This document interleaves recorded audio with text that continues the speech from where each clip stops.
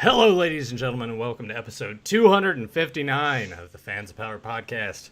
I am your producer extraordinaire, the man who just last night spent $115 on a Japanese import vinyl LP of Terry Funk's album, Great Texan, Nathan Kennedy.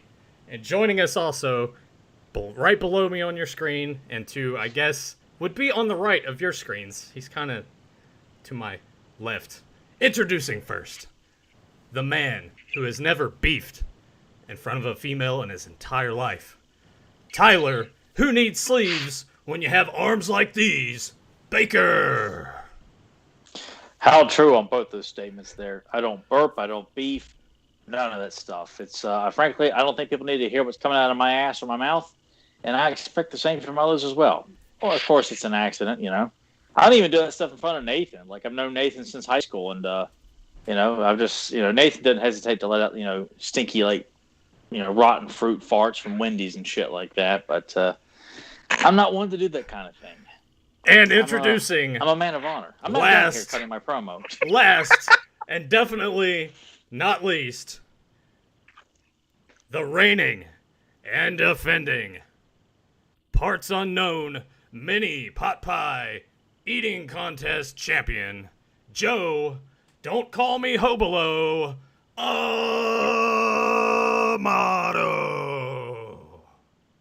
I thought you were going to say, maybe the Fighting Vipers champion or something. Just got done playing that by myself again, so whatever. But hey, there you go. Son of a gun. Great game, by the way. So, shit. Well, how about first, let me introduce everybody in the chat room. We can do some random talking here before we get started. We got Johnny Cock, Zentron. Hey.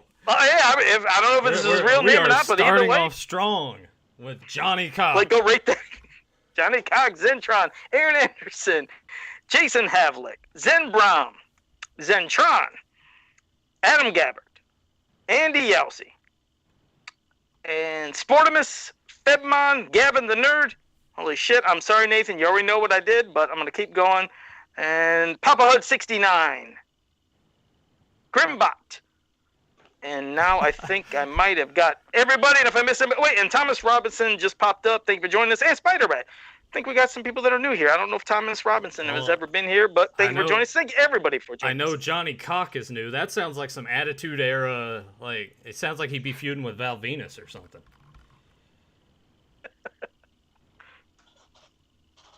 What happened to wrestling? Good God, it ain't like it was. Speaking of which, if you guys have deviated from watching Elimination Chamber, welcome. Or if you're catching it... Oh, that was on tonight? Didn't even know it was on tonight. Yeah. I had no clue. It's like, you remember the days you knew every pay-per-view that was coming? Now, they come oh, there's a pay-per-view tonight? I don't even know. I only know because I to keep up with it online. I'll go watch a couple of things from the show, but not really looking forward to what they have going on. There's so many other things you could do to occupy your time better. You could be watching more Silverhawks. You could be watching, Escape from LA on Blu-ray. I mean, there's so many other things you could do to occupy your time than just to get mad and then tell me the show fucking sucks. And yeah, Nathan still does it as much as he hates it. He is devoted to the end, though. Yeah. So whether he watches it, he still keeps up. I keep up with it, unfortunately, but I don't. It's not a thing. I guess with this show, I'll watch the WWE Chamber match. I'll see who won the other Chamber match to challenge Roman Reigns later on. So no spoilers in the chat room, guys. Any of you out there that want to do that, don't do that, because or. Sometimes I'm like, well, you know what? Maybe you should, just to save me the time. I was gonna say, I didn't think you were that invested, or you'd be worried about someone spoiling it for you. Well, when you've had a few liquor drinks in you and you watch them, you know how it goes. Makes it easier to hate what's going on with the screen, where you're just like, why are they doing this? They could do this instead. Just when I go to fix your camera, it fixes itself, so that's always good. Keeps from all the mouse I still can't believe you spent, what was it, $115 or $125 on a... Dude, are you serious? Yeah. It's sort of like a white whale. This thing is never on eBay, ever. And it's always in Japan, because that's the country of origin for this. I I don't know entirely the backstory on that whole thing, but it's Emily hates that album, and we listened to some of it last night. And I am not ashamed to admit it's not even I'm liking it ironically. I actually like it.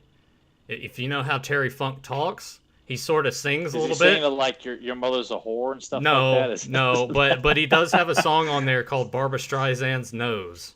Oh God. It's amazing, but every time you go and look for it on eBay, there's another record that he did that is always there. And last night we were listening to it, and I'm like, you know what? I'll eBay it. I know it won't be there, and sure as shit, there it was. $99 with $15 shipping, and it's coming from Japan. And I'm like, this was like an hour and a half. I'm just sitting there. Should I do this? I feel like I need this album. So I was like, fuck it. And I bought it. And the seller actually messaged me today. It's like, I'm getting that in the mail ASAP. So I cannot wait because I'm going to go and get one of those frames that you can put records in. I'm going to frame that son of a bitch. I'm going to hang it on the wall. It's fantastic. So if you guys want to, just look up Terry Funk, Great Texan. The opening track is like this really awesome disco song. And Jimmy Hart's on it too. Jimmy Hart sings a little bit in the beginning of that song. So I don't know, man. It's fucking awesome. He's singing songs about how school sucks. And this is like back in the 80s when Terry Funk was probably already in his mid-30s anyway. So what sense does that make? But anyway, I cannot wait to have that. And speaking of eBay purchases, I'm awaiting 3 more classics. I added 3 more classics to my collection. I have Castaspella, Entrapta, and Montana. So all of those are coming to start to gradually dwindle that list down. Some of the bigger holes in that collection, Ram Man, Cobra Khan, Sorceress, those are some of the major ones that I'm missing, but the prices, I just... There are going to be some big prices, Yeah. yeah. Some are really climbing. I'm surprised all of them have climbed. Even some that were cheap have gone up, but I guess it's just the state of Masters since, there's that buzz around it again, so people are just reinvigorated in collecting. So what I'm the hell? not quite sure where that's coming from, though. That's why I don't, there's nothing out there that's really piquing people's interest. That's why I'm wondering, where the hell is this coming from? Is something in the water? Everything vintage from the 80s now is going skyrocketing on the secondary market with nothing pushing it. I'm not counting Google articles that pop up or hey, Kevin Smith's winking. It means, hey, he approved of something. Okay, so the groups.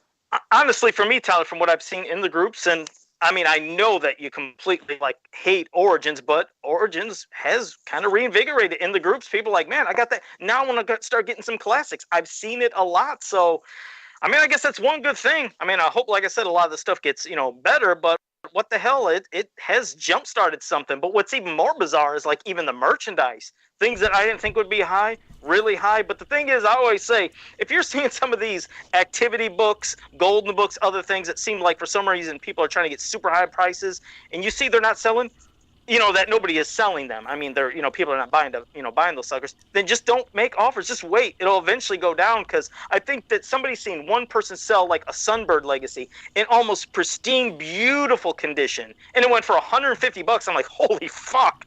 But then I see a lot of people trying to sell 150. I'm like, everybody calm down. Sunbird Legacy is not worth it. It's, don't get me wrong, it's one of the best fucking stories. It is, in my opinion, the best golden book and one of the stories back in the 80s, but it's not going to be $150 all the time. Just relax. That'll go down, and I've seen it already slowly going down, but that's crazy. Everything Masters is just gone high. And hello, Rebecca Cox. Yeah, all the classics prices from the last time I looked at them, because the last classics figure I bought prior to getting these 3 yesterday, I got an Adora back in the very beginning of December. I think it was the 1st or 2nd of December. And since then, the prices have increased. I was lucky enough for each of those that one of them was a best offer thing, and I offered them $30 less, and they took it, and I was like, wow, okay. So another pro tip for you guys: if you're looking for that stuff, try to find stuff that has a set price or best offer. You run the chance of maybe getting it pretty cheap, and it doesn't hurt to try to haggle a little bit on there. But yeah. No doubt. I mean, because people will keep. You're right. They'll keep a set price when they see one. See, it's the thing. If you ever notice those ones that sit there and they'll constantly say 69 or 125 for whatever the figure is, it'll sit there at that price. But it's because they always have an automatic relist. So if it doesn't sell in 7 days, it goes again and again. So you're right.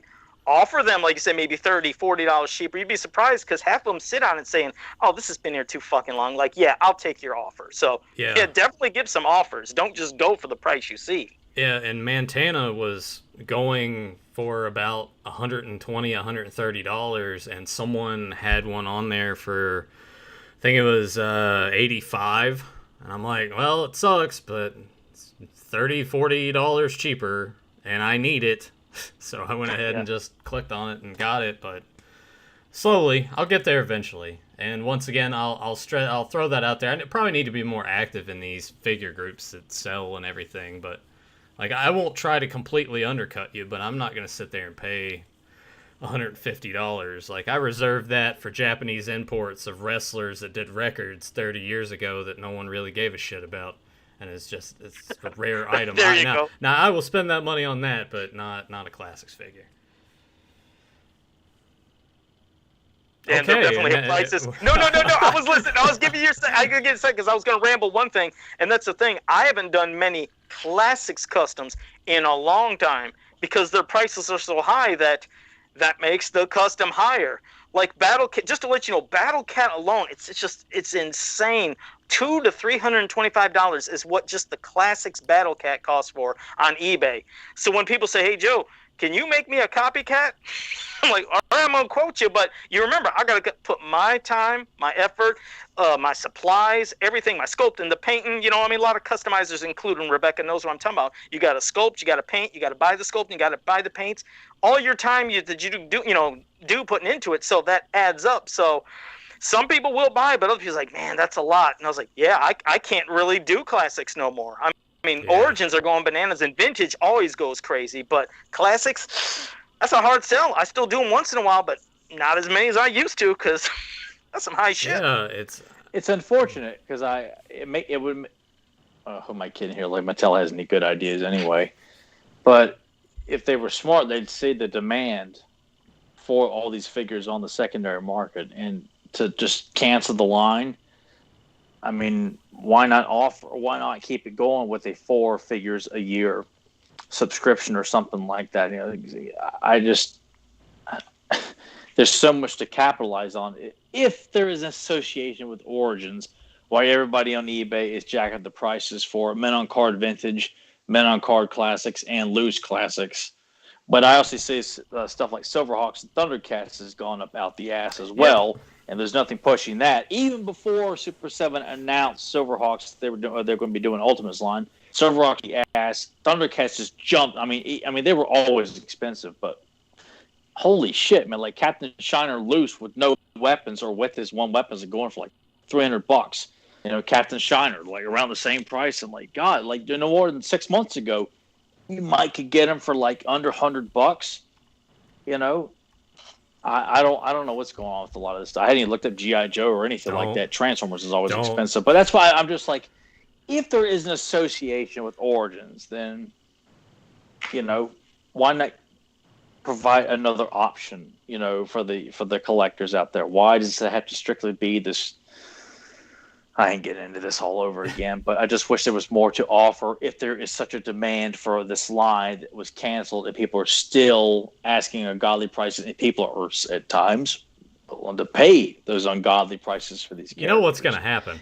And also, since we clearly did not get everybody that should have been made into a know what's going to happen, though, right? Here's yeah. what's going to happen. I'm gonna get everybody that I want, and then Mattel's going to be like, guess what, guys? You missed out the first time. We're rolling them out again. 20, well, they'd probably be like $40 a figure, and I'd be like, God damn it. Well, it'd just be what Super 7 did, where you think they're going to be doing this big, like, vintage packaging. It's just like 4 figures, and that's about it. No, we're done with that, and we're moving on from. It'll just probably be He-Man, Skeletor again. You know, nobody that you would really need. You know, because they always got to go, because clearly He-Man, Skeletor aren't clogging the shelves. So, Speaking of which, Well, we'll see. Another week has gone by. I've gone to stores. Though one of them did have a restock of Tila and Man-at-Arms and Beastman and everything. Everywhere else, still He-Man, Skeletor, and Battle Cat. So, you know what I seen that I was surprised? I've been looking at all the stores for those Masters of the Universe Hot Wheel cars just to see what they look like in person, and I didn't know what the prices would be. I've been to every store, couldn't find them. Then somebody in one of the groups said, I found them at Dollar General. I'm like, Dollar General? What the fuck? There's no way they're at Dollar General. I go there today, they're at Dollar General. And I just didn't know the prices, though. They're $5 each. I was like, God damn, I thought these were like $2 cars. I didn't expect them to be 99-cent cars, but, you know, I know that the Land Shark was like a, whatever, $5.99, $7.99. I actually can't remember it. But these are just character cars, but they're $5 each. I was like, I don't have that kind of money, but I seen them in person. So if there's people out there that are looking for them, go to Dollar General. What a contrast, Mr. Monopoly. What a contrast! Oh God! I'm sitting here like I spent $115 on a Terry Funk album, and Joe's like $5.99. I don't know. I don't know. No, not even $5.99. They were $5, and that was too much. It's like moths come out of his pockets. Like, I can't do it, man. Well, you should have seen how excited I was. I mean, I went up and they're right there in front, and they were prominent. I didn't have to search for them. All 5 were there. I was like, all this fucking, cool looking cars, has the great art from Axel. I believe Axel did it. I think that's what they're using. And then I looked at the price tag and said $5. I was like, $5 each? Damn, that's $25. Even one is $5. You get a Subway footlong for that price, man. Joe's like, man's got to eat, man. The hell with that. Joe, if it was ever that way, do you use a card to pay? Please tell me you at least have like a bank card. I imagine Joe has like a Kroger bag with holes in it with like nothing but pennies in it. He's that kind of guy that has to hold the line up. No, he counts it out, he wouldn't have holes. He wouldn't have holes in his bag. There's no way he would let the pennies fall out. He'd make sure that shit is locked in. He's got like a Band-Aid. I need a new wallet, though, because my wallet has fallen. Just one other quick side story.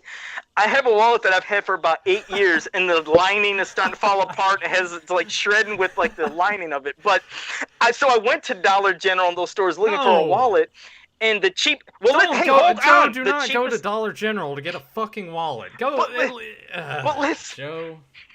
Those things are expensive. When I went to Target, it was $12.99 for a wallet. I was like, are they fucking crazy? So I went to Dollar General, and theirs was $8, and I was like, that's too much. I thought they had cheaper wallets. So because every time I get my money and my change, I just throw it in this pocket or that pocket. So I am that person when it's only $6. I got to go in one pocket, and I got $2. They're all folded up. They're all and $3. They are. They are crumpled. And then I try to straighten them out, and they're like, I think I have the change. And they're change in every pocket. Dear God, I'm a fucking mess. All right, well, I know what I'm going to do after the show. I'm going to go on Amazon and buy Joe a wallet. No, don't. No, it's already done. I'm gonna buy you a wallet. I have to. Well, the thing is, can I say something? Now, I really don't want you to, but if you do, please find a cheap Velcro one, because all the ones they sell are like these leather ones that just fold. Yeah. What it is, I'll show a picture after the podcast. Look, if he's going to get a hand up, it's going to be his way, all right? Oh, I just picture it. He's got to maintain dignity I mean, there's dignity in the sound that it makes when you rip it apart at the register. That I like it. This is really satisfying, isn't it, Joe? I'm sure Joe just kind of stops, just shivers. Like, oh. No, he's like Jim Carrey in Dumb and Dumber when he's pissing in the beer bottle. He's like, yeah, he just, yeah. But I like the three. It's like you Velcro it open, and then you close it, and it's not like those just folding leather wallets. Some people just have one that folds. I don't like that. I like something that closes up. So, the Velcro ones are cheaper, and they actually are better. But I had 8 years. It's pretty good.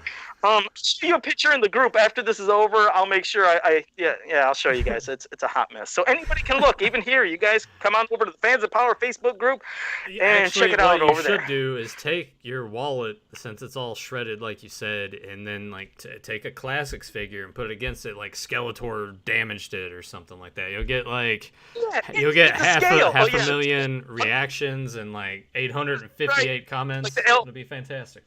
Like the El Monterey burrito. Yeah. Oh, Jesus. Yeah, but manage to plug the podcast if you can, though. Not just yourself, though. Say, watch Fans of Power podcast. Look at this shitty wallet, too. You know, just Oh, shit. try to Well, incorporate us in some of this attention that you're getting to help the podcast get an extra view here and there. I'll do that. I'll do it. I'll make sure to pimp the podcast with the wallet, too. So you guys go over there. But, Nathan, you could set it up. But as you're setting it up, Tyler can mention what the topic is for tonight and what we're going to do. We are finally doing our round 2 of our Masters of the Universe Kumite, and heavily anticipated for me personally is the Evil Warrior Kumite. And I don't know what we'll do after that. We'll just kind of spitball it, but we got a few more factions to cover after this one to build up to the ultimate winner. But we have 16 combatants in this tournament. Couldn't fit all the Evil Warriors, but everybody vintage is in it. You can guarantee that. So, unfortunately, Strong Arm, Icer, and Goatman, and Twistoid were the only ones who didn't make the cut because I try to make sure vintage makes the actual tournament first. And if we have time or we need to fill in the gaps, we'll use some of the other fill-ins as well. But maybe if we go back and do it again next year, we'll make sure that those 4 are in the tournament as well. All right. This is my first time seeing the brackets. I didn't know anything I didn't even know who was going to be in this as the options of all the Evil Warriors. So what I'm seeing and everybody else in the chat room seeing, this is my first time as well. So I'm just looking it up. It's like, oh shit, there's some interesting matchups here. I made sure to liven up the background a little bit. We actually have the Kumite atmosphere going on with this one. So, yep. And that's why I wore the shirt too. You got to have the blood sport. You got to represent. Yeah. So that's right. Hearts on fire. I don't want to sing too much more. I love working. It's such a great fucking song. I just want to go and punch people in the face every time I listen to it, actually. Oh, yeah, I get pumped up, too, man. That'll get your ass in gear if you're working out with that playing. Holy shit, man. Well, Joe, I'll let you pick which corner you want me to start with. You want to go upper left, upper right, bottom left, or bottom right? I want to start with something spicy right to go because I'm looking at that lower left. I'm like, damn, what an interesting fucking matchup. Go ahead, you say the matchup, get it going. And we have to stress, Tyler hasn't seen this either, and actually can't even see it now. So I still can't see it, so I have to rely on you guys to tell me. This one then, too, definitely. All right, so a bottom left corner here. Our first matchup, Blade versus Ninjor. Son of a bitch. And that's what I was thinking. That's why I picked it. I'm looking at all these matchups, and I see it. I was like, God damn, I don't know what to say. I mean, you have 2 weapon masters. You have 2 people that can use them. The first round here. Like, Nathan did this on purpose. Yeah. He wasn't out doing errands. He's sitting around plotting this kind of reaction. That is fucking hardcore right from the start. I mean, you have one guy, though, he does have a lot more set of weapons he can use. You logically would think he's more of a master of stealth when, of course, I'm speaking of Ninjor, but goddamn, you got a hardened warrior there with Blade. I mean, the fucker got his eye popped out. He's still one badass fucking swordsman. And it doesn't matter that Ninjor can use swords and nunchucks and everything else. It's like, Jesus Christ. I hate doing this, Nathan. I want to pick Ninjor just because... God damn, because he's more stealth-like. I would hope that I'm not going to say I would hope he could have more of the advantage. He could if he could, you'd logically think he is quicker. Blade is a bad fucker, though, but... Oh, man, I'm going to go with Ninjor. God, why, Nathan, did you do that shit off the start? I would have rather that would have been built up after a couple rounds. But good job, Nathan. I don't know. I kind of wanted to be a madman with this one. Some of them I think would probably be a little bit easier, but it will make for some interesting matchups. But same time too, before the show, I told these guys to get these figures in here. I was doing Photoshop and trying to do the quick selection, and some of these guys really didn't cooperate with me. So up until about 20 minutes to doing the show, I threw it all together really quick, but that was one that stuck in my mind. I'm like, you know what? That'll probably piss Tyler off. Let's go with that one. Mm-hmm. So that's probably what you did. So Tyler, I for this one, I kind of want to be the final pick. So yeah, I kind of figured as much because God, this is so this one just makes me feel like I'm I feel so. Take it to your children or something, like I mean, pretty much. I mean, the only way he could have worsened if it was Blade versus Too Bad. I'll have to go with Blade. All right, and what about you, Nathan? The chat room. I mean, just to let you know, Tyler, they exploded with Ninjors, but there is a Blade from Jason Havlick. I can't be upset about it because I love both these characters near and dear. But yeah. Blade has been with me the longest. So okay. All right. Well, we got a Blade, we got a Ninjor, and plus I got to talk to him on the phone, and his wife. So I got a lot of history with Blade. He's sitting there watching this episode. He's like, I'm not doing that fucking show again. Yeah. Fuck that podcast. Assholes. Go check out that episode. Go to find it on Apple Podcasts, Google Podcasts, Anchor, Spotify. Links are down below. Click on those. Scroll through. Find the one with Anthony DeLongis. I'm gonna have to give the edge to Ninjor. I think the stealth plays the biggest role here. Like, even though Blade is great with his swords, Ninjor would find a way around that. It would just be too much for him. I don't think Blade could keep up. So I'm going to go ahead and move Ninjor forward. Sorry, Tyler. All right. I'm not upset over this one because this can be one where it's going to be hard to piss. I'll be more pissed off about like having to choose because this is my favorite faction. So I'm really going to have a lot of heavy sighs tonight, man. And I'm already starting it out right out of the gate. Oh, and by the way, Jason Havlick said no. He said he went with Ninjor. He said he was just trying to analyze the fight. So, okay. He wanted to have a little correction there. But yeah, this will be good. This is going to be fun because there's a lot of interesting fucking matchups here. I just can't wait to see who's going to make it to the end. Tyler, I'll give you the next pick. Do you want to go top left, top can't right? see it. Well, I know, but I'm giving them the choice. Top left, top right, or bottom? I'll say top left. Top left? All right, so this next matchup here is Clawful versus Beastman. Clawful. Clawful's an ultimate badass. There's like a clash of arms. That version of Clawful, nothing against Beastman, of course. Yeah. But Because I was going to say, almost in my head, I'm like, which versions? Because he's badass, and fuck, even in MYP, he's a juggernaut of a monster, but he's an idiot when he fucking talks. That's what I hate. That's why you always have to look for Clash of Arms. Yeah. Never think of anything else other than that. But goddamn, then I'm looking at Beastman, somebody that, I mean, that's fucking beast strength. He's savage. And then you think, what would he do in the fight? It's the thing. It's like, this is the rules. Like, oh, what am I going to say now? What if he calls in help? Because, he can control animals. But is that cheating? Is it just going to be basically one-on-one fight with Beastman? I can't imagine. Okay, well, he's saying you can't cheat. Well, you know what I mean. I was just in the concept of the Kumite, but I'm going to go with Beastman just because I'm like, God damn, I mean, he could bring in some extra fucking creatures, and I'm not going to goof him up like how in some incarnations he's a doof. But if you're thinking we're not addressing it. All these characters are addressed in the most serious form, whether it's from mini-comic, filmation, or whatever. There's no shitty versions of these characters. Good. Yeah, because I don't like the doofy. No. So anybody listening to this too, get those out of your head. This is only the battle of the badasses here, okay? All right. Well, I'm gonna go with Beastman on this one, but Clawful was fucking awesome in Clash of Arms. No fucking doubt.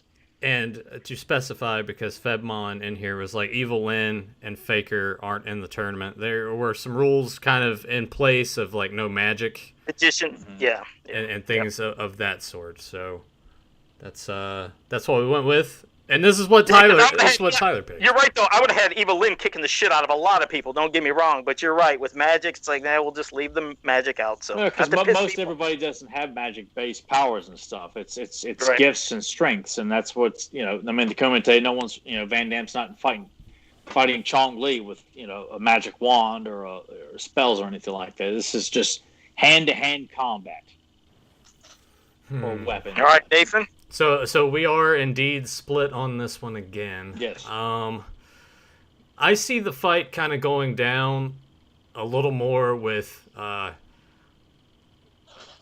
Clawful kind of being on the attack and trying somewhat to stay within the rules. I gotta fix Tyler's camera again, so I'm about to click. Apologies, everybody. Problem. But I see Beastman kind of breaking the rules a little bit that would work in his favor. So I think for this one, I would have to go with Beastman. All right, with Damn some it. rule breaking. Okay, son of a bitch. I think Well, I all think right, well, I think there would be a little bit where it's like, oh, the ref didn't see it, kind of thing. You know? Claw would be angry as hell. I mean, he just grabbed a hold of Beastman by the throat and wouldn't let go, dude. Yeah, or something to that effect would happen where like Clawful would start to do that and then just automatically get disqualified. To where Beastman, Beastman walks away is like, ha ha ha. Oh, Kumite, there are no rules though. No rules. But look, I like that because think of the thought of that. What if Clawful he has his claw right on Beastman's throat. He's crushing, he's ready to take that life right out of him. But that's when Beastman, you're right, just summons because he can still use that brain to have some creature come from behind, grab Clawful, hold him back, and then Beastman fucking because if you're going to do that, then Nathan's logic of if the ref, if you're going, well, then the ref disqualify Beastman. Right? Yeah, that's why. Might as well come in with a steel No chair. rules. Well, Yeah, no all right. refs. Well, No refs. we'll take that out of the equation, but I still see Beastman doing something to just get that slight advantage to move forward. All right, Beastman advance, and now Nathan, you're gonna pick the next corner.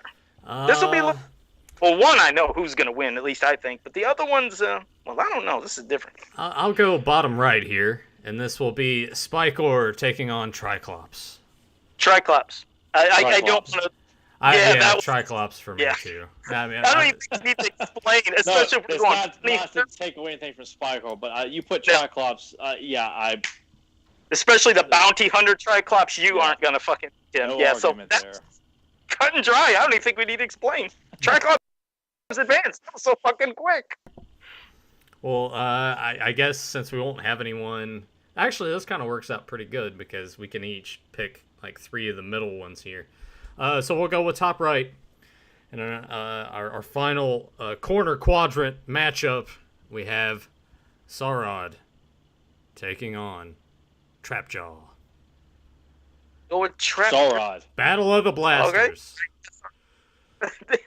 And then Trapjaw has a lot more shit too, but Sarod is a fucking badass warrior. I wish, again, we could have got so much more of him. We had him in some of those, comics and other stories, and of course the movie, but he's a character that it's sad that in the movie he had to get fucking blasted away, being that disposable character. I really hated that part, but it also showed how badass Skeletor is. Like, you get on the line, fuck you up, and like, okay, you guys, you in line now? Because he'll take any of you out. I guess that is a cool moment. It sucks he got his ass killed, but showed what Skeletor could do to somebody if you off. But I'm going Trapjaw, you're going Sarod, and this one is different, Nathan. I don't know. And you can't sit there and say, because Trapjaw is more sensitive, Sarod is a cyborg, just much like how Trapjaw is also. So you've got a cybernetic lizard who's probably got more speed and more stealth skill than Trapjaw. But Trapjaw is a full skill artisan. There's no denying that. Yep. I just don't want people thinking this is a rollover or something. Yeah, yeah, that's different though. Yeah. This one is kind of tough. It is. It's different. It's different. I like that. But matchup. I do kind of take into consideration, even though it was to sacrifice for the greater good to show just how ruthless Skeletor could be, it kind of made Sarod look like a bit of a bitch in the movie. I wish he would have lasted longer. Shit. This one's and Trapjaw is one of my favorite villains.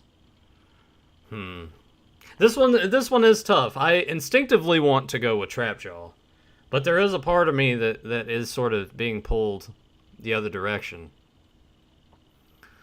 And I could be controversial and get the chat room to hate me because there's an overwhelming. It's overwhelming. Well, they can't do that because they'd have to be mad at me for picking Sarod over Trapjaw too. So.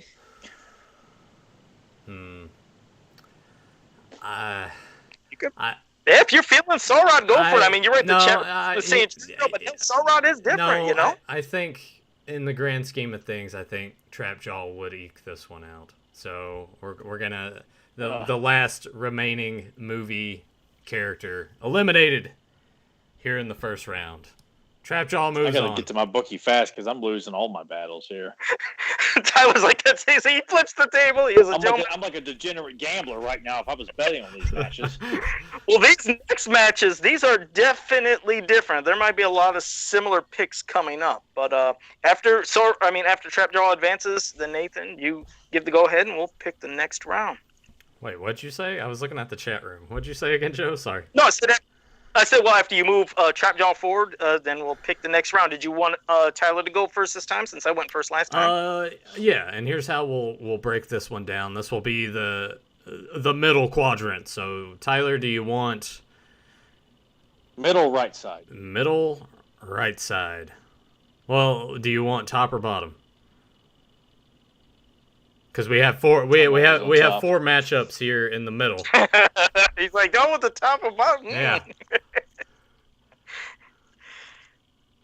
Yeah, I'll take the top. All right. So you said the top right middle. This matchup is Stinkor taking on Too Bad. Too bad. Too bad's number 1. So Too bad, because even though chemical warfare is one fucking a hell of a thing, it can be combated, it can be overcome, we but got Too Bad is. Yeah, 2 brains, and then especially thinking of like those 2 brains and what they were in MYP, and plus even in Vintage as well. But yeah, I'm going Too Bad. He's just too fucking awesome. Yeah, not a rollover on Stinkor by any means, but I can't. Not it's Since Blade is out of this tournament, Ninjor and Triclops are. Well, of course you guys took a claw too. Jerks. Well, I'll ask you this, because Here's my ringer. Because I feel like this could potentially, I'll toss this out to you guys, if this would play a role in any of these fights moving forward, that Too Bad would kind of have that inner conflict within, since we are talking about 2 within 1, that they sort of fight amongst themselves, and that would cause them to potentially lose a fight. Well, when you're fighting for your life, I think at some point, if you're fighting for your life, you have to work together. Even though they have their moments where, yes, there's conflict, this is your life. You're going to fucking work together. But I see what you mean. But yeah, we got to take Not if I was running the show. Now, if I was their manager, there would be none of that happy horse shit going on. I'd be this slick to their big boss man. And just to let you know, Tyler, the chat room on this one is against you and I. They're all basically picking Stinkor, but I got Too Bad. I'm not going to argue because I love Stinkor, and it's good to see love for Stinkor, so good for them. Yeah. Yeah, I mean, I guess it doesn't really matter who I pick because you guys have moved Too Bad forward. All right. I guess with this fight, I probably would move Too Bad, but I still have it in my head that I think somewhere down the line that conflict will catch up to Too Bad and cause an elimination. But that's just me. Joe, what? I'm gonna pick one that I just been looking at it, and this one has been racking my brain. I mean, some could say it could be easily just won by one person, possibly, maybe, but I want to pick the upper left middle of Jitsu versus Cobra Khan. Oh, God. See, I knew it. See, I'm already completely thinking. I knew Tyler would be too. It's like, goddamn, I did good. Again, I did good. You have another master of martial arts, also another weapons master, a person with a gigantic fucking hand. If you got hit, could knock you out. But then you have a slithering, quick snake motherfucker that also can put your ass to sleep. Other types of gases. There's different ways he can attack. And if you want to bring in his blaster gun too, but he's super quick to where he could avoid, but so is fucking Jitsu. Jitsu is a fast fucker too. I will go ahead. How about you go first? I'll go ahead and give my pick. I'm gonna go with Jitsu. I think it comes in more of like the speed aspect. I think Jitsu is more like well honed and trained in that. Sure, it's a natural instinct probably for Cobra Khan, but I think Jitsu knows the intricacies of how to work around that and be just as swift and quick. So my pick, that's a lot of rhyming right there, would be Jitsu. It's such a quick fucking fight, and then the thought of, I mean, Cobra Khan, especially if we were going to use, like, I know he's not Squeeze, but I know his arms have been used in the context of Squeeze before, as we know. What if he did get he finally got a hold of Jitsu and just opened up and put his ass to sleep, and then just fucking killed him? I mean, I don't know. That's what kills me about it. They're both so super. Being a master of the martial arts like that, Jitsu's got incredible discipline. I have no doubt he could be able to hold his breath if Cobra Khan were to attack from behind, around the neck, and wrap his arms around and try to hit him with his gas. That Jitsu could not. That he could hold his breath and keep his eyes closed for a tremendously long period of time to let it fade away and continue to fight. So I have my pick. So, Joe, do you have yours set? We're already getting the this is rigged. And then You know what? Zed Brown said, let's be real, it's probably going to be Jitsu and Ninjor on the left of this bracket. You don't know that. Well, I'm just. Well, Well, my pick is Jitsu. And well, mine was Cobra Khan, but Jitsu is advanced. But yeah, I was going with Cobra Khan. But yeah, I completely understand what you were saying with Tyler. Like you said, you know he has discipline. You know he could probably hold his breath.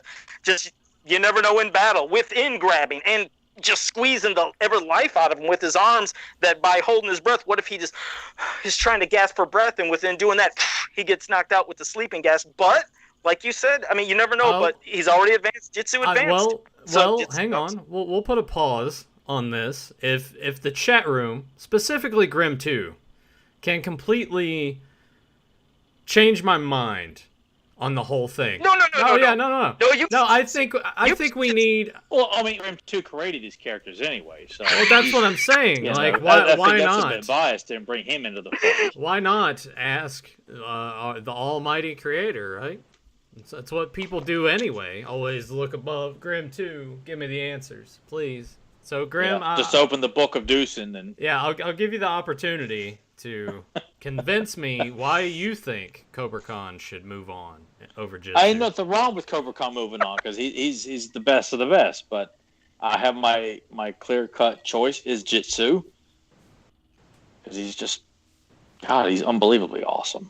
Yeah, I'd say advance him, Nathan. You got Jitsu, Tyler has Jitsu. That's how the rules are.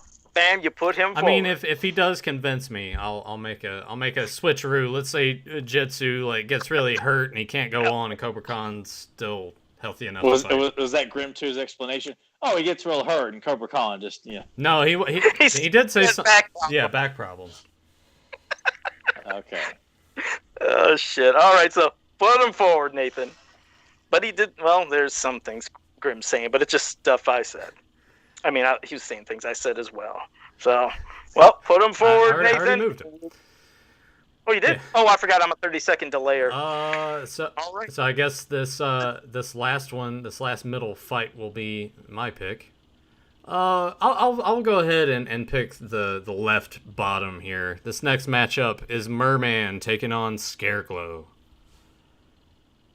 I hated that we barely got a lot out of Scareglow. I mean, we didn't get much. Again, depending on whatever canon you've seen from Star Marvel, UK stuff, the mini comics, there's been a lot of different ways he's been interpreted. And yes, we know you'd think he would frighten you to where you're frozen solid, you're paralyzed, you can't move, and then he could use his scythe to cut your fucking head off. But there's never been a lot that really showed him being being such a badass, which is why I was so disheartened with the Origins comic of making him a bumbling doofball character. That's why I was so pissed. And we know that Merman, he could summon up fucking water creatures. And That's why you got to remember the Power of Fear comic with Scareglow.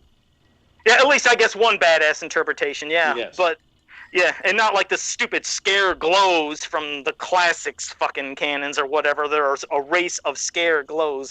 That's moronic. But yeah, Merman, of course, like I said, by water, could he have the advantage? Yes. I wouldn't want to put this by water. I just would want to put a fight, them just in whatever fucking environment to where maybe there's not an advantage. Well, they're in an open arena. It's much like Clash of Bombs or an actual Kumite. Yeah. I'm going, he's a fucking badass, and he deserves some goddamn respect. So, Scareglow. Scareglow for me too. Yeah, it's unfortunate, but I think if the Kumite was taking place near a body of water, I think Merman would have a little bit more of an advantage. But sure. Yeah, I mean, there was going to be part of me that was just going to be like Merman because fuck Scareglow because his prices are too fucking high for the classics and vintage. Too, I still see Merman as very formidable. He didn't have to be around water. The guy is a swordsman, too. I mean, he's got his coral sword. Sure. I don't see him as just being a pushover because he's just strictly water-based. The guy's done tons of missions that had nothing to do with water. Sure. But Scareglow just comes off as, overbearingly powerful. Oh, my God. Just from his visual alone. Oh, and eventually, when we get to the next round, I just seen what fucking is going to happen. That will be quite interesting when that round goes. But, yeah, Scareglow is going forward. So we're But before we move on to the last matchup in the first round, Tyler, would you care to explain why Faker was not included into this tournament? No particular reason. I mean, I could see it as Faker was built to be somewhat of an equal of He-Man, and we decided that there would be no faction leaders, so that would kind of take a precedence a little bit. I just... It wasn't... I have no real reason for it. It's like that was the group that I focused on. It was not to deliberately cut Faker out. It was... Well, maybe he's a robot imposter of He-Man. He's not essentially as powerful as He-Man. He is a robot who's meant to, pretend to be He-Man to fool people, to thinking that He-Man's an asshole. True. But I don't have it as a logic like he's magic based or something. He just wasn't included. That's it. Who's pissed off about it? No, I mean, no one's really pissed off about it, but, like Febmon's like, well, Rotar was in the heroic one. Why not Twistoid? Twistoid just didn't make the cut. I couldn't fit everybody in it based on the bracket. I have to go along with the bracket size that Nathan has. So I just told everyone at the beginning there were going to be cuts. There were not this is what I picked. Yeah. So okay. And now, you got Zen Brown, you got Papa Hud saying, "Give us Faker, sub Faker," and so. But no, that could be another round into another tournament. No that we subs. have and now I kind of feel a bit like an asshole for saying, well, putting Faker on the same pedestal as He-Man, but I kind of meant it more of like a. Well, I think some people look at him as that way, but he is a robot. Sure. That is pretty much it. He's meant to, trick people. And honestly, I think if Faker were in this tournament, depending on who he went against, I don't even see him making it out of the first round because he's a robot. Yeah. But in a lot of stories, he's depicted as having an amazing amount of strength. That's where we have to blame the inconsistencies of what the character was used for. But I have no problem if people think he's as powerful as him. I got no problem with that. I mean, and plus, like we said, there's other tournaments that'll be coming up where we'll have more evil warriors, more heroic warriors, and like you said, more eliminations. Yeah. But I'm looking at this last matchup, and some bitch. These are two of my favorite. Well, one's one of my favorite toys. One is just one of my favorite characters, especially when it comes to fucking here we go Clash of Arms. I know one of them who's in it because we haven't covered him yet. I can't remember. Yeah, wait, it is Web Store taking on Whiplash. I hate this because, Whiplash, just in Clash of Arms, that was just a definitive role for him. That was, it was his time to shine, and the way he was kicking ass in that. But goddamn, you do have a Web Store, which you can't sell him short. It's fucking, like I said, beyond. I'm going with Web Store. Yeah, because you have spider strength.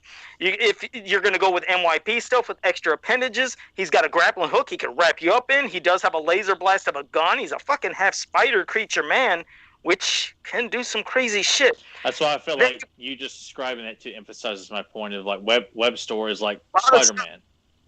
Whiplash is a brute force, much like the Rhino or Stegron or something like that. Obviously, he's going to be knocking people left and right. He can, if he grabs a hold of Web Store, or he hits him with some serious damage. But Web Store, is a arachnid. He definitely is a lot more agile, quick, speedy. Because Whiplash, he can fight his ass off. He did great in Clash of Champions or Clash of Arms. I said Clash of Champions. I got fucking wrestling on my head. Yeah, but up the road doing the booking. Exactly, but then you look at him like an MYP. He's a big fucking monster of a character, just smashing through shit. But he's slow. But I got to go with Web Store just because there's a lot of shit he could do. So I like to put Web Store forward. So yeah, my choice would be Web Store as well. Just the agility, Whiplash, while very strong, very limited in what you could do. And sorry if anyone. No one at home here probably noticed, but I looked in the corner of OBS and saw it turn yellow and red and went to 0, and my heart just stopped for a second, and then it went back. I'm like, oh god, I haven't seen that in years, so that almost made me have a heart attack. But yeah, we're gonna go ahead and move Web Store forward. Well, I've been excited because I've been looking at my tablet up there, and I have not seen poor internet connection the whole entire time. And I haven't seen anybody jumping and glitching or going like how it happened the other week. Yeah, so far, don't jinx it, Joe. Don't jinx it. Oh, shit, I shouldn't open my mouth then. All right. So here we go. We have our quarterfinal matchups. So, Tyler, we'll let you go ahead and pick first. Do you want top right, top left, bottom right? Bottom left. Bottom left. Oh, Tyler, get ready. All Get right. ready. So here we go. This matchup is Ninjor taking on Scareglow. Two buddies always. What amuses me is, like I said, their origins popping up in everything. You know, the mini comic, Star Marvel, UK. They're always together, and it's always a different story. Some bitch, I don't know. Ninjor is fucking quick. I don't think he'd get caught by the fright stare of Scareglow. I mean, fucking put smoke bombs, like we said, arrows, swords, nunchucks, all sorts of shit, and he is stealth and quicker and shit. And plus, they know each other. Those are two good friends. So if anybody knows each other's kind of strengths and weaknesses, it's these two. But I think Ninjor has a handshake at the beginning of this fight, like these guys like do a quick handshake. All right, nothing personal, buddy. Yeah, and I think in that aspect, Ninjor has the advantage because he has a lot more going. I don't think he's going to get caught in that fright stare. I love Scareglow, but yeah, that time I'm going Ninjor. I went ahead and moved Ninjor forward. He's like, fuck it, Ninjor. Well, because, I mean, you think about it, ninjas are... they have no fear. So how can you... Yeah, it's hard to pick people beating ninjas in general, unless you are a ninja of some kind. Sorry, chat room. Even though they are picking Ninjor, I just get that vibe that people are like, what? And Faker's not in here too? And he said he'd be eliminated in the first round? Get this guy off the show. Oh, shit. Well, I guess I will go with, I'll go with the upper right. All right, so in this matchup, we have Trapjaw taking on Too Bad. Too Bad! God. Shit, I'm just looking at the fights. Looking at all the... I mean, God damn it. Yeah, Too Bad. I mean, they can work together. Trapjaw's got a lot of fucking weapons, accessories. He can move around like a quick fucker, too. Oh, son of a bitch. Especially if he has the fucking relentlessness of fucking his mini comic. That fucking kind of bloodthirsty son of a bitch. Oh, shit. I gotta go with Trapjaw. I fucking love Too Bad. He's one of my favorite characters in vintage toys, but... Traitor! Traitor, you motherfucker! But I gotta go with Trapjaw. It's like, god damn, yeah. You just going to appease everyone in the chat room. No, I'm picturing shit from you. It's like, please buy my stuff, please. Help me. I like Trapjaw. I can't even afford a fucking wallet. I can't afford wallets. I can't get a $5 Hot Wheels. Help me, please. Send some comments. Joe probably has like the 10 shoes from the 80s with the 2 Velcro straps. I still got my Garfield wallet from the 80s, too, with a Velcro one. I got an old Garfield one. Just use that one, Joe. You don't need a new one. Just use that one. I never used it. I didn't want to wear that out or my Super Mario Brothers one. I still got them in pristine condition, so... I don't know where the fuck that came from. Well, we're talking about wallets, so... Yeah, so Trapjaw. I got to pick Trapjaw, especially if I'm thinking about with NYP, where he doesn't have to change his weapons. They just come out. I just go with Trapjaw. So now you're the tiebreaker, Nathan.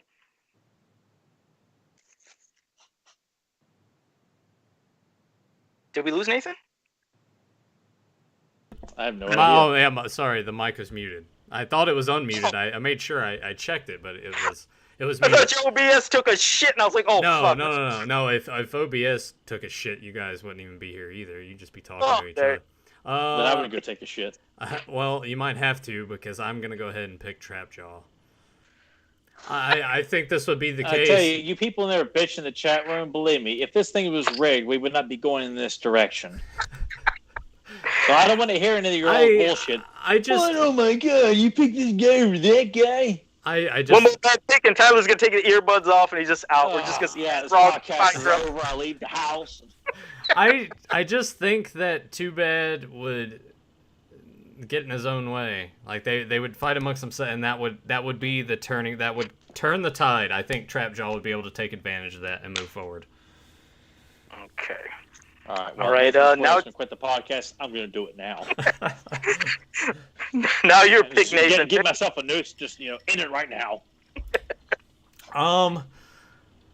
Yeah. Let's go ahead and go top left. We have Beastman taking on Jitsu. Jitsu. Son of a bitch, if I say... See, the thing is, because I want to say Jitsu, I'm going to say Jitsu, and I don't care now, because people are like, sure, it's rigged because you guys wanted Ninjor against Jitsu in that round. It's going to happen, but this time I am going to say Jitsu. I don't think he's going to fall for any fucking tricks, or if there's any beasts or creatures, I don't think he'll give Beastman the time of day or the chance to even do that. So I'm going to go with Jitsu. So, well, I guess we can see what happened. Oh, go ahead. Honestly, I was instinctively thinking about going with Beastman just because Beastman, I felt like, would be underhanded enough to make it most of the way through this tournament by doing just the shitty things.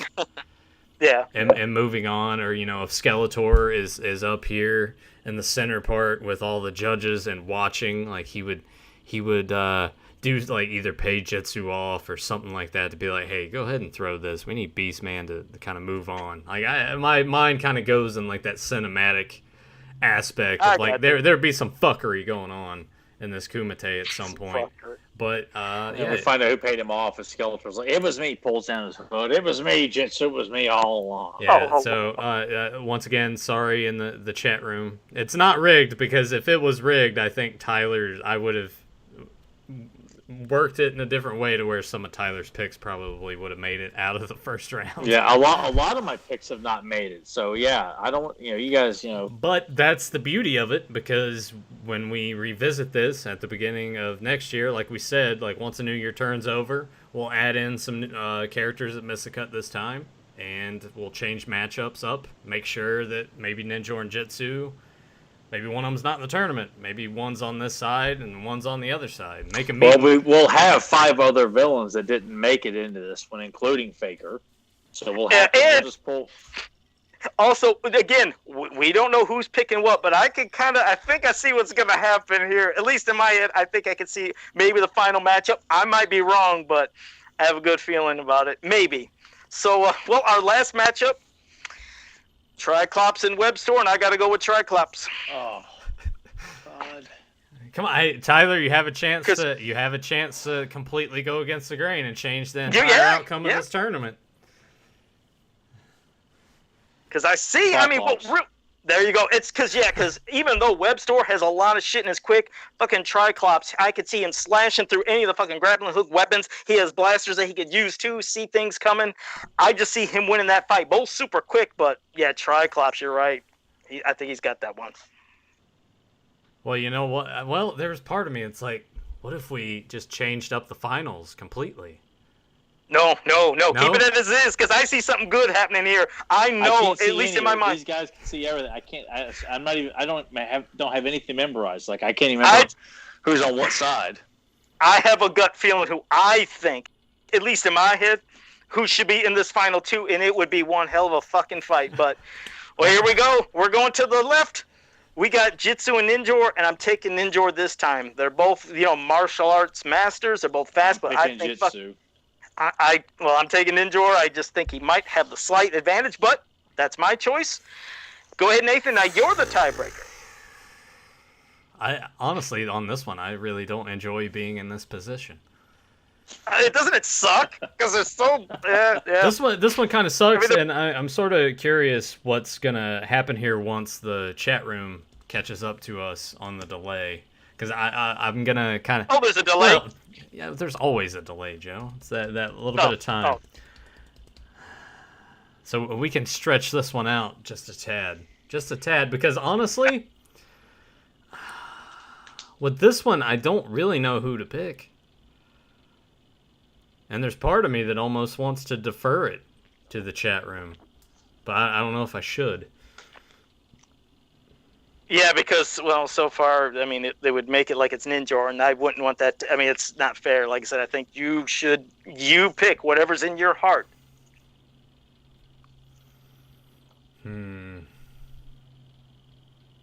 Ninjor kind of has more weaponry at his disposal, but Jitsu would be there to kind of know what's going on. And I always see Jitsu is a bit more experienced. Even though Ninja comes from another dimension, not to say of the same age, but for some reason I always see Jitsu as somewhat I don't know, more experienced somehow. I don't know what Because I it think is. it's seeing his face. It's like he has a more aged look, like he could be more of a veteran. But like you said, with Ninjor, it's a mystery. Like, sure, we could take the mask off on his toy and you can see his face, but for the comic stuff, it's always been a mystery. But we don't know how hard and veteran he is. But yeah, I just see with all the thing is they're both going to be able to read each other. Great. Would not be a pushover fight. No. I picked Jitsu because of my own personal, like it gets nostalgia character. Yeah, it's just like for me, I guess when I'm looking at him, it's not saying Jitsu can't flip around and shit, but I'm picturing like Ninjor doing flips, being quick, doing smoke bombs, disappearing, appearing here, having all these fucking different weapons and just being like... Oh, no, yeah, I wouldn't argue that either. I think Ninjor would be doing a lot more of the deception tactics. I see Jitsu as a little bit more grounded, but more experienced. He's the grizzled veteran of martial arts, for the side of evil. It would kind of be like a ninja taking on a samurai. Yeah. Yeah. Samurais have more patience than ninjas. This one legitimately is tough.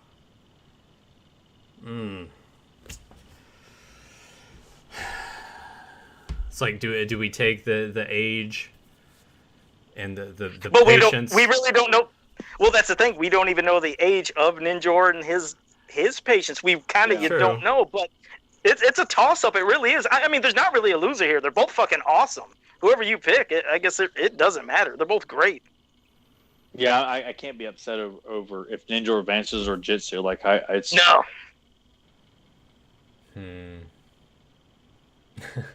I mean, even the chat's kind of split on it too. Really?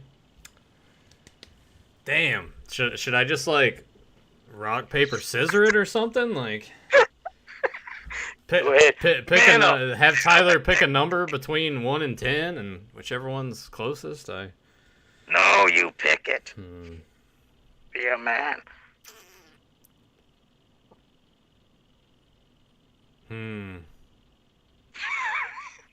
I'm sure the people that end up listening to the audio version of this are just like, get on with it already, because they can't even see it. Right. Shit. No, it's legitimately tough. It feels like when you're a little kid in the toy aisle and you have two toys in your hands and your parents are like, hurry up, you got to pick one. You're like, and then you're like Tyler and you're making a big fucking mistake and grab the wrong one, and then you never see the other one again. But you never had that choice, Nathan, because you got everything you wanted. I would pick one, and then the next week it would still be there, and I would get the other one. Tyler, I wouldn't have that because Nathan would be the one who went and got the other toy that I wanted. Damn. I'm kind of looking at the chat too, because I'd like to see their input if there's anything that could kind of sway me a certain way, one way or the other. Yeah, but you're seeing a lot of things: master deception, a lot of stealth. I mean, there's a lot of different things everybody's saying. So. Poor Nathan. Goddamn Nathan. Sorry. You know what? I'll base it on this, and this might be a shitty way to do this, but since I've kind of gone against Tyler and eliminated some of his favorites in this round, I think I don't want to pity. It's like pity sex. It's like pity sex. You're getting pity picks instead. I ain't no sloppy seconds now. Just pick what you think, Nathan. Just envision them fighting whatever the hell in whatever scenario you pick. I mean, God damn it! I'm gonna go with Jitsu. I think I'm gonna go with Jitsu. Okay. That's it. I'm fucking out of here. Fuck this show. No. Motherfucker. Patriot all over again. I was gonna say Jitsu or Steven Seagal, Joe. Who would win in that fight? Well, that definitely took. Jitsu definitely kick his ass. Yep. Well, it picked away what my final two was, because I had a thought of what I thought the final two would be. In my head, I was thinking, damn, this is going to be Ninjor against Triclops, and this is going to be some fucking sword ass and moving around, but either way, it still could be quite interesting. It's only just there's going to be some fucking sore ass. No, sword ass. Well, this last, on this side, we got Triclops and Trapjaw. I love them both, but I'm going Triclops because... I'm going Triclops. Yeah. Yeah, I think, even though weapons-wise, Trapjaw's got more going on. I think in terms of intelligence, Triclops has got to beat tenfold. Yeah. That's it. People are saying rigged. They want to recount. Bullshit. Well, it's our Kumite. Go make your own. I'm sorry, you people. There's entirely too many casual, generic fans for Trapjaw. Like, there is nowhere near enough appreciation for Triclops.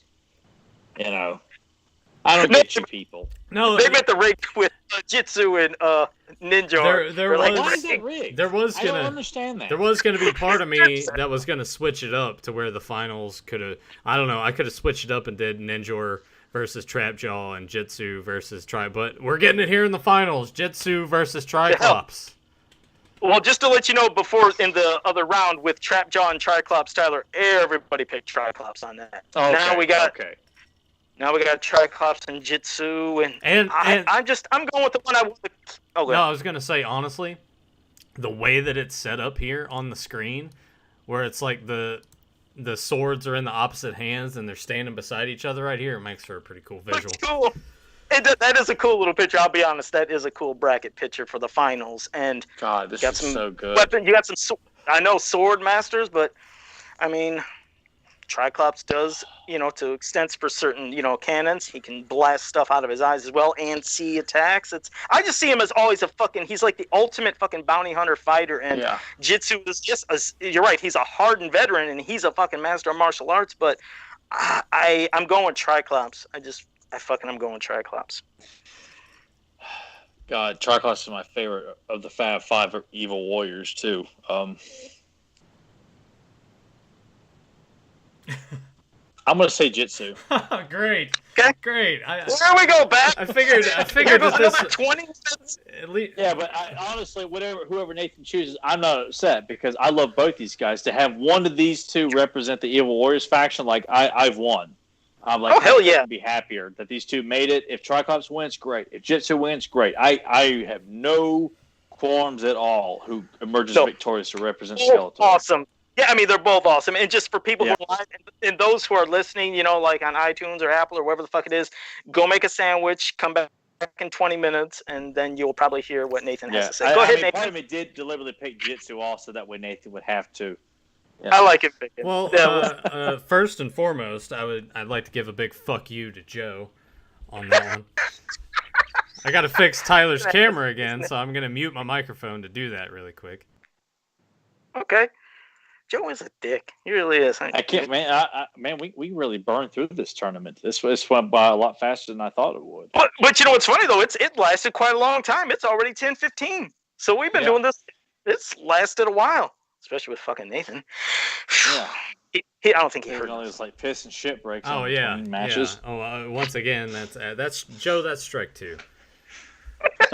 One more and just boom, he's off. You don't see Joe. I'm not gonna ho hum over this one as long as I did the previous round to get to this point.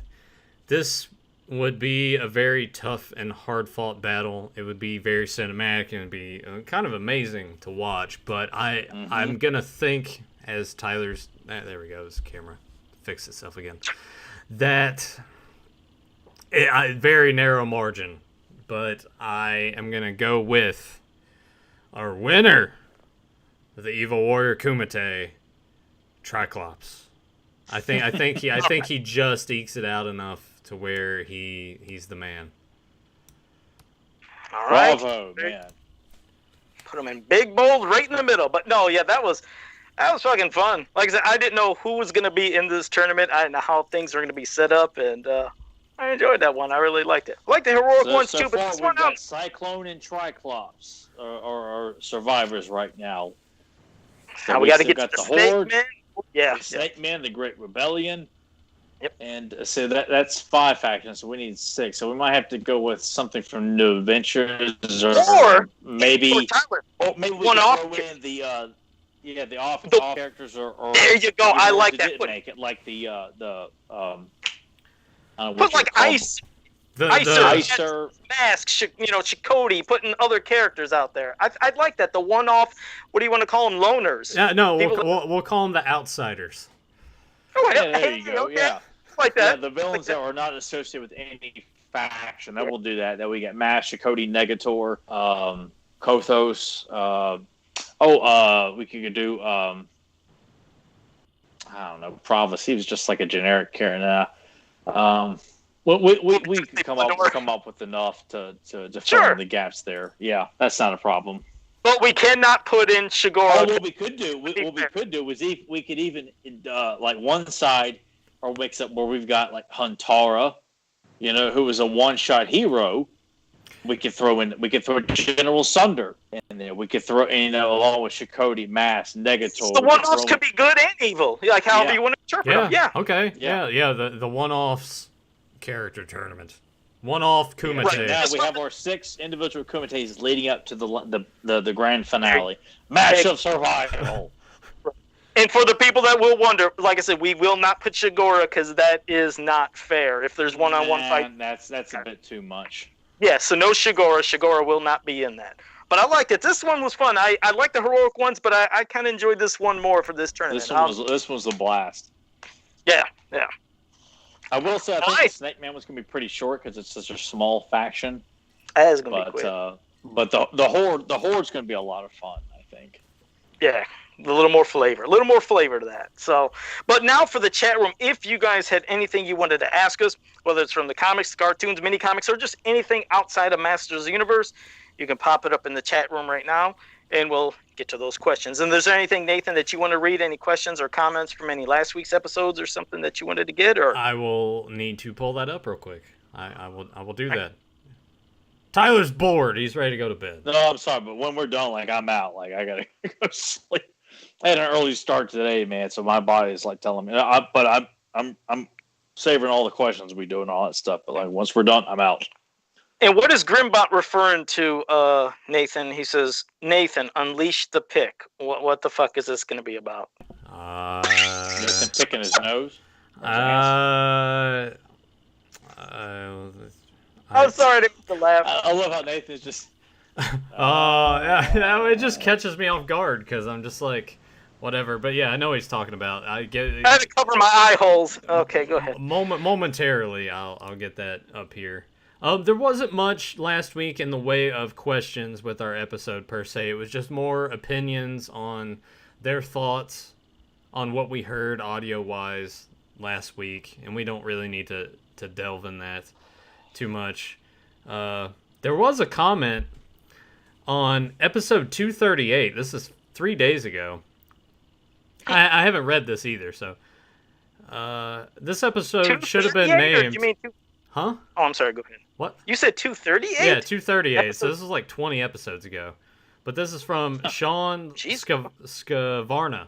This episode should have been named How I Learned to Love Tyler. I agree with you on Origins completely. Not a fan of the line by any means at all.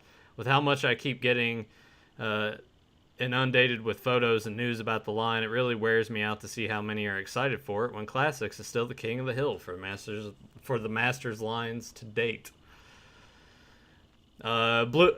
Sean's a good guy. He does Legends of Nest with Matthew Duch. So yeah. Yeah, appreciate you putting that comment 20 episodes ago. But hey, man, even getting those is great. Blue-haired lawyer said, and this is in terms of today's kids as adults in 20 years. Man, my childhood was so awesome. I must have taken 10,000 selfies. Also, I watched so many videos on YouTube of other kids playing, opening presents, and eating candy.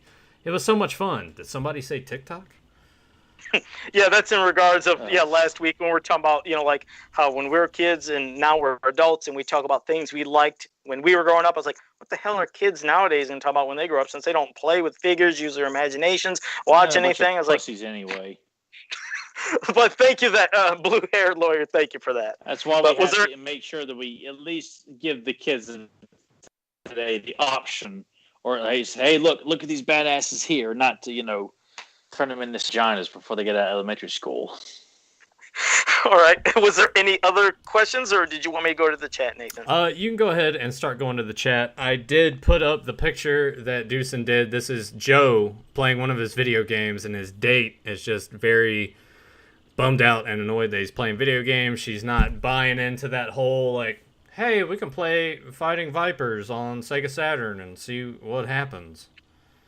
I got to see this What a dick. Is that what he did? Did he Photoshop that? Yeah. Yeah, he photoshopped that. So this is what it looked like, kind of, on that night, where it's like, hey, you want to play Fighting Vipers? And Tyler, you weren't here for this, so to give you a little backstory, Joe... No. Joe told this very steamy... I kept it... Steamy story about how he tricked this woman into coming over to his place to play Fighting Vipers on the Sega Saturn. And he was like, hey, maybe if you beat me in this game, you can, maybe have your way with me. Beat me too, if you know what I'm saying. So that's what that is in regards to. Joe's like reverse Red Sonja. The only woman that can have me is one who can beat me in Sega Saturn, as opposed to like, how about just giving yourself like, no, you need to beat me in the best of the best. Yeah, Joe's really trying to be chivalrous in his his virginity. You want to take my virginity? You gotta beat me in Sega Saturn. I actually kept it super clean though, Tyler. That was difficult to do, but I kept it super clean for the kids and the young ladies. It didn't end with any kind of unsanitary semen stains all over Joe's couch. Well, we didn't really get into that, but needless to say, it turned out well for Joe. Let's just put it that way. Yeah.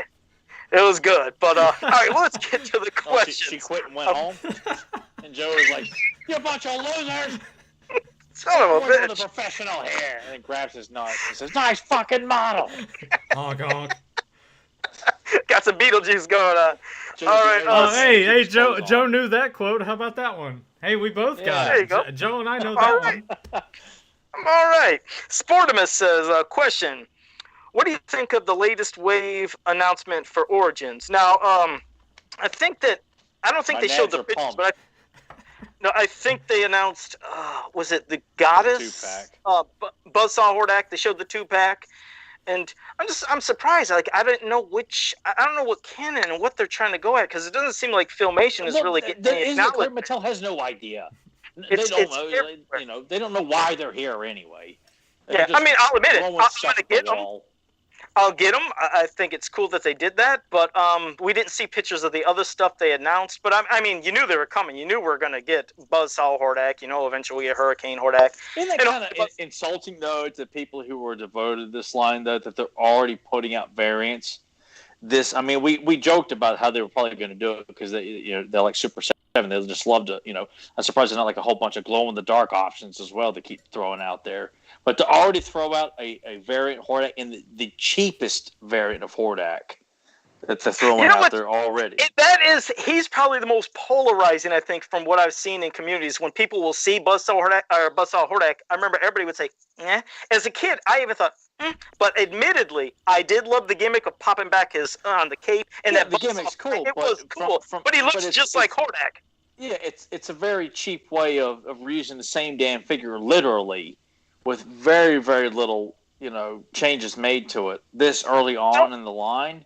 Well, I'll be honest. If they're doing them, because I think he's a deluxe, that's what I'm giving them. Deluxe, an extra way to get an extra $5-10 out of you. Probably. Like shitty flock Panther too. But it's the Panther thing. I won't even want to get into that. But as for Buzzsaw Hordak, yeah, as long as the Buzzsaw shoots out, that will be cool. It's like, all right, at least you're giving him the gimmick. But the Goddess, it'll be cool, but I don't want translucent. I still never understood why the Classics one had. I was like, she wasn't translucent and see-through in the mini comic. I don't understand it. Man. Plus, it made for brittle plastic. Everybody had the Goddess either had her crotch explode or her neck explode. So it's like, no, leave that shit alone. Just have her be green. I don't need to have the green Goddess or the Goddess be translucent. But, okay. And, I guess, that goes into David Clark's, because he said thoughts about the Origin Rise of Evil 2-pack.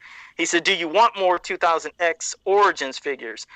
I guess if there's ones that maybe we did. Well, fuck, who didn't we get? Shit. We almost got everybody. We got Count Marzo. We got Mossman. We didn't get the Mossman how he really looked, though, in MYP. So it could be different to see an Origins MYP. I don't know. I guess as long as they look actually fucking detailed and good and creative, sure. Joe, you're not going to get that, so don't kid yourself. You're not going to get the authentic, genuinely well-done, handcrafted stuff. This is the cheapest, quality shit we're talking here. And we got Ben Still with a bunch of elderly people putting these damn things together. My fingers hurt. Yeah. Hey, your back hurt. And Mattel's like, hey, your back's going to hurt. You just for landscaping duty.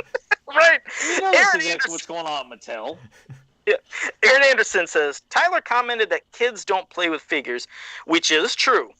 He said if PlayStation 4 was around in the 80s and you could play He-Man in a game in high definition, would you prefer the game or still prefer figures? Like, and he gave, I guess, four. Let me make this very clear here. I had a Nintendo in the early 90s. I got Super Nintendo and the PlayStation, so on and so forth. And I did play them a lot. I Mortal Kombat is probably the one video game mythology that I am highly invested in, at least for the first few games. I don't give a shit about any of the other stuff, especially the new movie trailer.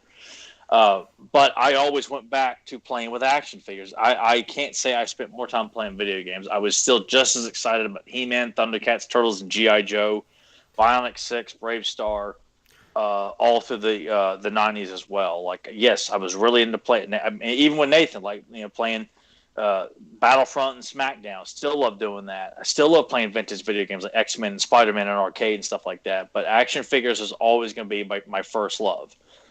Thanks to He-Man and Thundercats and everything else, and Ghostbusters, it's always going to be about action figures and the visuals of the badasses and the villains. Like, oh my god, like this guy looks like so evil and so cool at the same time, and all these beautiful women.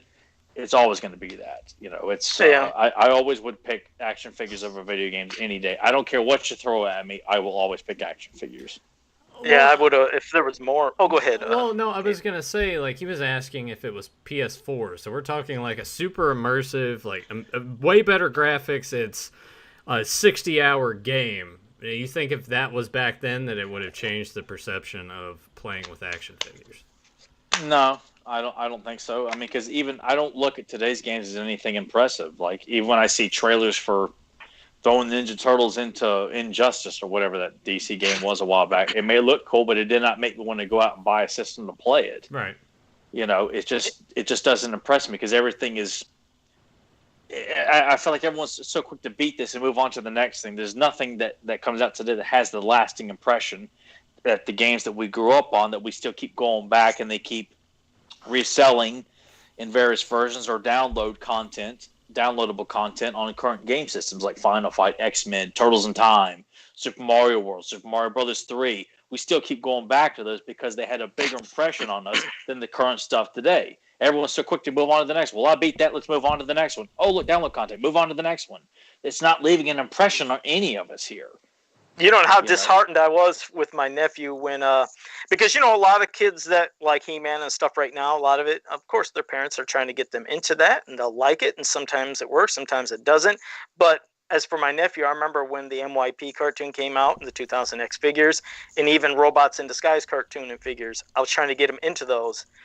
He played for maybe about a week, and he just wouldn't do it. He just went right back to, I think at the time it was his GameCube and all his other games. He was immersed in his video games. He did not give figures a chance, and I tried my hardest. To capitalize on what Joe's saying, I don't think the options are nowhere near the magnitude. I mean, you know, Nathan and I are younger, but we were lucky enough to catch a lot of this stuff at the tail end of it to where it still left an impression on us as video games were growing. Yeah, I'd always kind of dismissed when Joe said video games were like the big reason He-Man stopped. Like, yeah, video games in the hindsight, yes, was a big reason. Like, I'm sure a lot of action figures started dwindling down as the 80s were coming to an end.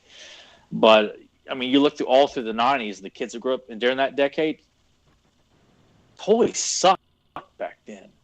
I mean, outside of the early 90s when Turtles and G.I. Joe and a few other Marvel superheroes were going on, overall it was a very lackluster decade of action figures, you know. So unless they, you know, I did get my brother into MYP, like, genuinely, like he collected all the toys and watched every cartoon, but it didn't last beyond that once it was all over. So, you know, I think we were just fortunate enough.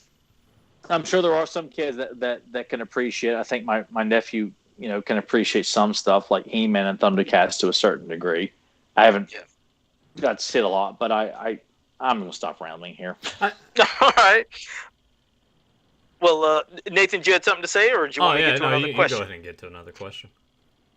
All right, Fedmon has one. This will probably go to your guys' way because I didn't know nothing about this. Said there was a possible 90s Aliens Predators cartoon, since Walmart has a kids line of both now, do you think the cartoon has a chance to be made now? I No, didn't know no, because no matter how hard they try these days, like those properties are dead in the water. They're DOA as soon as they come out, as far as I'm concerned. With Aliens, they did so much damage. Like, even though I enjoy the director's cut of the third one, that was sort of the beginning of the end.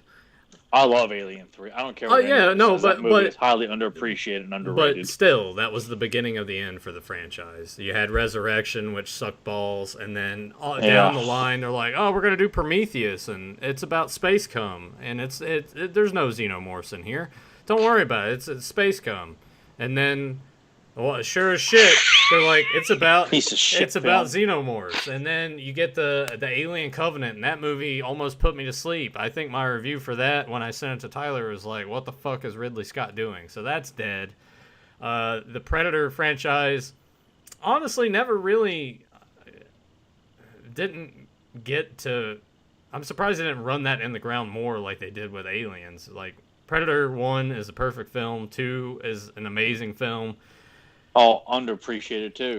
Predator's not that great. It has its moments, and then we have the Alien versus Predator movies, which are dog shit anyway. So yeah, no, I don't see that happening. It's strange to see those figures in Walmart, the Predator figures and the Alien stuff. Like, it looks kind of cheap. Some of it looks all right, but whoever has that license that is putting those out, they're probably just doing it because they're like, maybe we'll get something out of this. But yeah, that stuff's dead. It'll never reach the highest of highs like it's all been castrated. Yeah. Today. Everyone, all the parents, which unfortunately are our age, are throwing fits over kids seeing this stuff that we all grew up on. We all, had balls, and we're like, oh, this is so cool. We're watching all this stuff that's not really meant for us because our parents are like, hey, you know what? You like it too. This is great bonding experiences.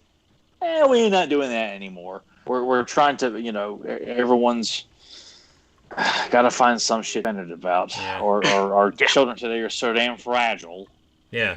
Like, the days of taking rated R properties and turning them into something that could, Jesus Christ, be targeted towards kids is, I think those days are mostly long gone now. Yeah. All right, Gavin the Nerd with a question. What band would make a good soundtrack for Masters of the Universe? And he gave examples like...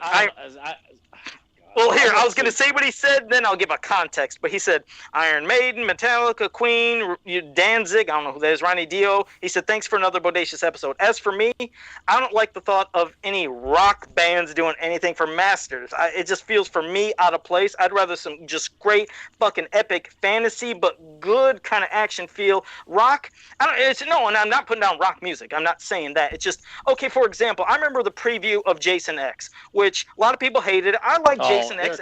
Here comes Let the Bodies Hit the Floor. Floor. I hated that fucking preview. I was like, what is this? Exactly. I remember seeing the preview, like, what the fuck is that for? That doesn't make me think of Friday the 13th. I hate that shit, that modern bullshit, when they want to inject that type of stuff. I think they even, in one of the Avengers movies or something, I thought they put like a fucking song. I don't know if it was one of the Thor movies. I was like, what the fuck is this in here for? I don't want to hear that. The trend, I think the thing I hate the most is these days when they do horror movies and release the trailer, it's some popular song and they've slowed it down to make it all moody. That's the new trend now. I'm like, why the fuck are we playing this and slowing it down to make it sound brooding and it's a horror movie trailer. Like, who gives a shit? Yeah. And with the regular speed, I don't want to hear any modern or any kind of music that people are snapping their fingers or just getting into for a fucking horror movie. I want something different that makes me escape and get freaked out, not shit that I can hear. But I mean, thanks for that question, Gavin the Nerd. It's a good question. Yeah, but I'm like, I was gonna say I'm legitimately trying to think of a band that I think could potentially, even if it's not like vocals going on. It could still just be the music itself and what band could fit with that. But some kind of epic kind of music, yeah. But even then, that's kind of tough. No, it would have to be someone, and unfortunately, they're no longer with us, like James Horner or Jerry Goldsmith. I feel like those two guys, especially James Horner, could write. Because he did like the score for, Willow, Braveheart, Aliens. the list goes on and on. I mean, I got a whole slew of like great composers. You know, Danny Elfman's a great one, of course. John Williams, of course. But I feel like James Horner, he's no longer with us, could do an amazing score for a live action He-Man film. I unless it was like a band that's doing like a cover song that would play, you know, halfway through the end credits, and you do like a music video to promote the film or something like that. You know, it definitely. You know, I don't want to see some like generic MTV shit. I always think of like Godsmack and the Scorpion King. Stand alone. Generic MTV shit doesn't even exist anymore, man. Yeah, well, so that's what I think of. I think of like shitty rock songs attached to a movie. I think of like Godsmack and the Scorpion King because my brother thought that song was so awesome. You know what? That band does suck ass. Godsmack fucking sucks. Yeah. Fall Out Boy. Good Charlotte. Good Charlotte fucking sucks. Fall Out Boy fucking sucks. I could keep going on a rant of bands. But like in terms of like hard rock, I mean, I love Marilyn Manson. You know, Ooh. I wish Rob Zombie would make more music instead of making more white trash horror movies. Well, you know what? Some of that stuff works in context. He just needs to. Well, we won't get into that. But also, bad timing to bring up Marilyn Manson since he's currently being investigated for all these sexual assaults and abuse and things that he's done in the past. Yeah, I didn't read what it was. I just knew he was in trouble about. But I do like the guy's music. I have no idea what. But given he's a celebrity and sexual assault, I'm not surprised. Yeah. I don't even follow shit like that, so I don't even know. But David Clark with a question, which I know what I want to see, and it's just I know it never happened. But he says, "What new Masters of the Universe products would you like to see in 2021 that haven't been announced already?" He said, "Example, something that's quality." Books. Yeah, and he said examples, coloring books, sticker books, storybooks. And I say yes to all of them, because not only would I like them, I'd love to see kids get into them, but also treated with some respect. And what Tyler just said, quality. Don't shit on it, make them silly or goofy. Because think of even the coloring books we had. There were some good-ass stories in those coloring books and sticker books, and definitely with storybooks. I mean, Jesus Christ, do you think we'll ever see something like, as I said earlier, the Sunbird Legacy? Currently and now these days, I can't picture it, but I would love all of those, David, and it would just be great if they were something that would be fun to read, interesting, and great stories, making you use your imagination. Beyond those, I don't know. I mean, there's always crazy, different, wacky merchandise. I guess that anything. No, it does. There's a problem with their wacky. I do not want wacky associated with He-Man. Well, I mean, like that context, I meant like, you know, how we had shampoo bottles that actually looked like fucking He-Man and Skeletor. Different things like that. That would be cool for kids again, just to have like a good, because it's almost like a statue. It for kids because kids aren't into it right now, and at this point, we don't even know if they ever will be. You know, it'd be nice, but I guess I think for them to pretend like, hey, we'll just keep making stuff for kids that the adults are buying, like make adult collector shampoo bottles and toothbrushes. Done. Just because we'll buy them, we're gonna charge $100 for a shampoo bottle. Son of a bitch! All right, but yeah, I like that. Let's see. Oh, Papa Hud's had one for you, Tyler, and I think he was wanting you to get on this. Said T-Rex, why the hate on Ular? Could you give me some closure on that? So go ahead, let everybody hear it. Oh my God! Do it. Should I just take Tyler's camera and just fill up the entire screen? Sorry, the southern accent really popped out right there. Oh, why don't you just replace my picture with like the elevator of blood from The Shining right now? I'm sorry, but Ular is made up Scott Knightley bullshit. You know, he's trying to incorporate this bullshit idea that there were multiple He-Mans over the years, which is a crock of shit anyway. So therefore, since He-Man was named He-Man in the very beginning, you know, Mighty Scott comes along and says, "I want to make him his own character and call him Ular." You know, much like how Optic spells his name with a series of blinks. You know, just stupid, silly fanboy bullshit like that. So Ular, it's a made-up name that the brand magic come up with, along with this Technovirus, Technovest, and all this other stupid bullshit that fans, unfortunately, were actually buying and believing. Because I think there was an abundance of casual fans who weren't very well versed in the mythology and thought all this shit was like, wow, this is real. I had no idea. No, he was making this shit up. All of it.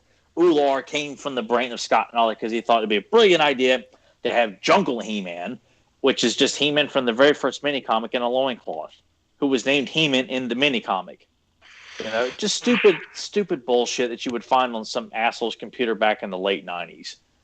You know, just it was insulting because people were buying into it, or we were just told to ignore it if you don't like it. That this guy could just make up whatever he wanted. You know, whether his favorite color was purple. Not that we ever gave a shit. Right. Son of a bitch, no, and I laughed right before you said it. Never mind. Sportimus has a question. What are your thoughts of the Newcastle Grayskull? Oh, son of a bitch. Okay, I'm sorry, Sportimus. It's a good question. Hold on. Sportimus says, what are your thoughts of the Newcastle Grayskull hitting stores? I never heard Joe make that kind of whoo noise. It's like Ric Flair. Newcastle Grayskull box art looks awesome, but they made the weird alterations and things are different. Some looks very cheap. Some sort of okay, and some of them I'm like, why did you even do that to begin with? So it is what it is. Looking at the innards of it. No, it is like looking at the innards. I was like, oh, that's cool. Oh, there's some extras. Oh, there's a spot where it looks like they will have it to where they're going to release the spacesuit. I was like, good fucking job, because it should have been there to begin with. Maybe it'll be with some extra pack. But the outer part of Grayskull admittedly looks weird. Am I going to get it? Yes, but admittedly it looks strange. But I mean, it's a good price with all the shit you're getting, and you're getting a figure, and it does have amazing box art. But yeah, it's and like damn, it's like in Canada. It's like Canada's been getting all this shit before us. They're getting the other waves. They're getting the WWE Masters. But either way, Sportimus, it's my thoughts really haven't changed. It looks cool on the inside. The outside's but you know what the hell? It is what it is. Grimbot said, and this is, I think, in context to what I was seeing in some groups. I'm not. Okay, he said, would you be thrilled if Mattel would actually make a Copycat and Origins line? And the reason he's saying that is because in a lot of the groups, I was posting pictures of my Copycat, and some people thought it was official. In fact, to where when I was in one of the groups, there was people saying, look at my Copycat I made for Faker. Here's my Copycat. I must have seen like 3 or 4 fucking people. I'm like, why is everybody saying this goddamn name and not giving me credit? That is my fucking name I said. So I even messaged like, where'd you get that? And then one person said, you know, you're full of shit. He was like, you didn't come up with that name. And I was like, yes, I did. Oh, well, what's the date on it? And some things I was showing dates. They said, who the fuck puts dates on pictures? And there was some other shit they were saying that about. I was like, here's my links here where I first posted that. That's why. And then after seeing it, like, oh, you're a fucking idiot. And I was like, well, that's real. I don't know. I can't get angry. I didn't want to get angry about this. But there was just some shit about Copycat. And then finally some people were like, oh, dude, I'm sorry. I didn't realize it. Oh, I see the date. I didn't know you came up with that name. Here, I'll give you credit on my custom that I did. And then when they were doing it, they're like, Joe Amato he named Copycat. But I just had a roll of shit. I copied him. It was like, son of a bitch. But no, it was just amazing. Like saying I'm full of shit, I'm lying, I didn't come up with that. Who puts a date on their fucking picture? And then I show links to show the proof. And then they're like, oh, okay, I guess you did name them. It's like, okay, I'm calm. But there was some other ones with some other custom figures. I had a shitty week. But thanks, Grim, for getting me upset, dickhead. Foam faces. Let's break this down to 2 more things. We have one from Johnny Cock, which is a great name. But if that is your real name, kudos to you. Would you rather play a Master Universe beat-em-up like those Konami arcade games and TMNT X-Men, or a 2D fighting game like Street Fighter or Mortal Kombat? I would say beat-em-up all the way. X-Men like beat 'em up, side scroll beat 'em up. Yeah, that'd be awesome. Imagine having a whole cast of characters, especially if it was like 4-player, and some of the ones I'd even more than that. That'd be fucking awesome. So yeah, I like that question. One quick one from Papa Huds before you get to what you got to get to, Nathan. But Papa Huds said, Joe, I'm getting some Popeyes on my birthday, and I don't know when that is, but happy birthday whenever it's coming, Papa Huds. He says, what do you think I should get? Well, you know me, I champion it all the time. You got to get the 7-piece dark for $5.99, and you got to put hot sauce and honey on each piece of chicken. Remember, ask for a lot of hot sauce and honey. Put it on that shit. Best thing ever. Go back to you, Nathan. There you go, Pop. We will leave it with this, and hopefully Tyler has some follow-up on here. Brad Collins says, just joined, guys. Tyler has some Fans of Power trivia for us? Yes? No? What? Oh, yeah, he sent me something a while back. I guess. Go ahead and pull that up real quick before. We should get Tyler a pillow right now to kind of like just leaning up against this. Yeah, I can't help it, guys. I've been up since a little after 5 this morning. Fuck it's that. just yeah. Okay, I'm gonna read this real quick because I ain't gonna be able to go much longer here. For you guys, trivia questions. Joe has said that he thinks Buzzaw's voice sounds like this famous actor. Oh, does he want me to say it, or does he want Nathan? You're not going to need to answer that. You already know what it is. Of I course. guess he's asking if Nathan knows it. I probably heard Joe say it at some point. It's Steven Seagal. That sounds about right. I think Joe's answer for everything is Steven Seagal. Johnny. This is what I'm trained for. And when I said this, a lot of people thought that this person. Nah, they just enjoyed. They joined your reindeer games because it's all pissed off. The Bill Cosby with the pudding pops. You see, I'm telling you, buzz off sounds like Bill Cosby. I swear, Bill Cosby did buzz off. Goddammit, I don't care what anybody says. He was just working under a pseudonym, so people wouldn't know that was him, even though it was too distinct. That's right, goddamn. Just listen when he talks about his pudding pops, and listen to some other his voices, and then listen to buzz off. It's Bill Cosby. Goddammit, I don't care. What else you got, Tyler? All right, this is for Joe. Tyler started a short-lived segment. Well, there's a bunch of those. That only lasts a couple of episodes. There's a bunch of those. What was it called? So this one's going to be a little bit tougher because I would have done more of the stuff, but nobody gave me any damn feedback. Bunch of lazy pricks.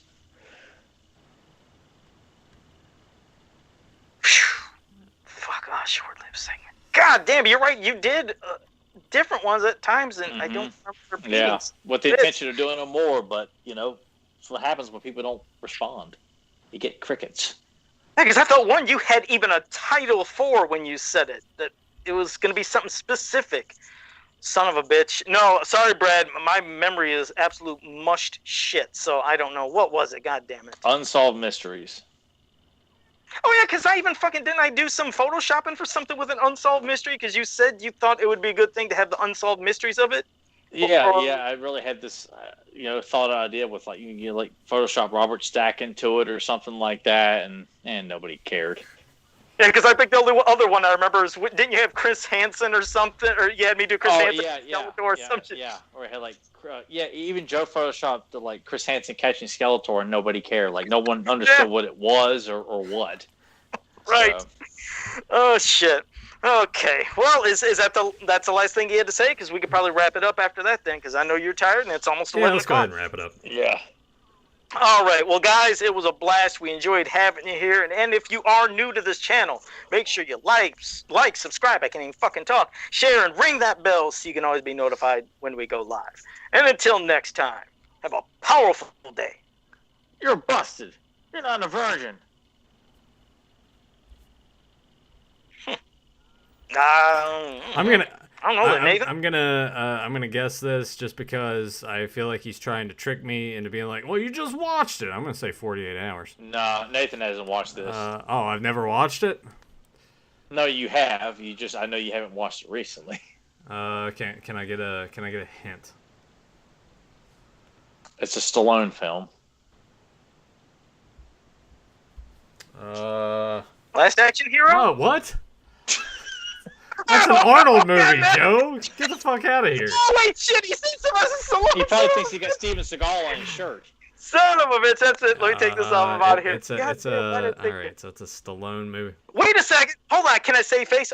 Sylvester Stallone was in it when he was at the poster for Terminator 2, though. So no, it doesn't count, Joe. All right, you're right. You fucked up bad. Yeah, and Joe's probably gonna be ashamed too when he doesn't know this one. Oh, wait. So it's Arnold movie? No, it's a Stallone movie. It's a Stallone Come on, movie. Joe. Oh, so Stallone. fixated on that. Man, you think I'm checked out? Joe's just the brain's kind of floating out of his head here. Collateral Damage. Wait, let me get a chance. Let me get a guess. Hercules in New York. Over the Top? No. Cobra? No. Get Carter. I gotta stop because I'm just gonna keep. What'd you say? Get Carter. No. Rocky. Oh. Yeah, that's what I picture. Like Joe says to people at Kroger when he gets pissed off. You're busted. You're not a virgin. These are marked down.